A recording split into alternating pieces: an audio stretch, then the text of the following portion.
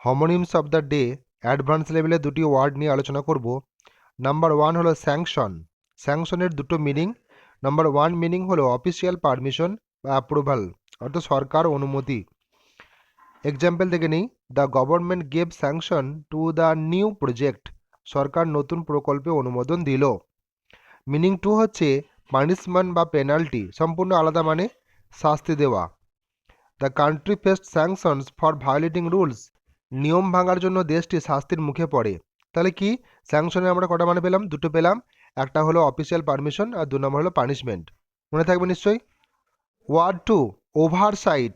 ওভারসাইটের দুটো মানে, একটা হলো কেয়ারফুল সুপারভিশন অর্থাৎ তত্ত্বাবধান, যার এক্সাম্পল হবে the work was done under strict oversight.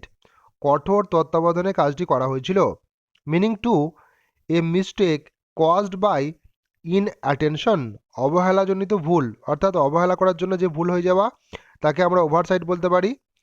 Example দেখি, missing his name was an oversight. তার নাম বাদ পড়েছিল, এটি একটি ভুল, অবহেলাজনিত ভুল, তাই আমরা ওভারসাইট বললাম। তাহলে ওভারসাইটের আমরা দুটো মানে বুঝে নিলাম।